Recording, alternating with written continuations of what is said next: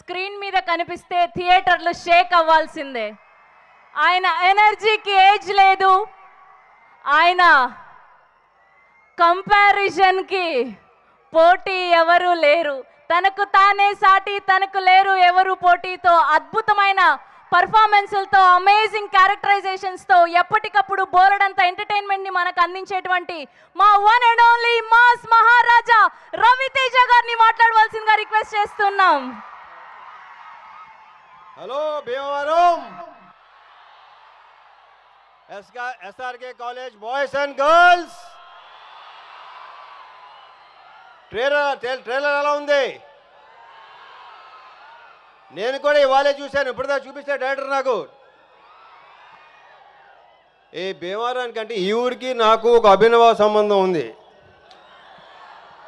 ఓ టైంలో లైక్ కొన్ని years back నేను ఇక్కడ నా జీవితంలో ఒక 8 నెలలు ఓన్లీ భీమవరంలోనే కేవలం సినిమాలు చూడటానికే ఉన్నా. మా తాతయ్య నాన్నమ్మ ఇక్కడ ఉండేవాడు డిఎన్ఆర్ కాలేజ్ దగ్గర. సో ఆ 8 మంత్స్ అంటే ఆ 8 మంత్స్ ఎందుకున్నా, ఆ 8 మంత్స్ కాలేజ్కి వెళ్ళలేదా స్కూల్కి వెళ్ళలేదా మీకు డౌట్ రావచ్చు. మెట్రికేషన్ ఫెయిల్ అయ్యి ఇంక మళ్ళీ ఎగ్జామ్ రాయడానికి వచ్చాను. సో ఇక్కడ ఈ భీమవరానికి ఒక ఎక్సలెంట్ వైబ్ ఉంటుంది. అదేంటంటే ఎవరైనా మిమ్మల్ని అడిగారనుకో ఎవరైనా మీది మాది భీమవరం అండి అని మామూలుగా చెప్పరు, ఇలా చెప్తారు. చాలా పొగరగా గర్వంగా చెప్పుకుంటారు. సో ఇక్కడ ఫుడ్ విషయం గురించి చెప్పాలంటే పెద్దగా ప్రత్యేకంగా చెప్పక్కర్లేదు.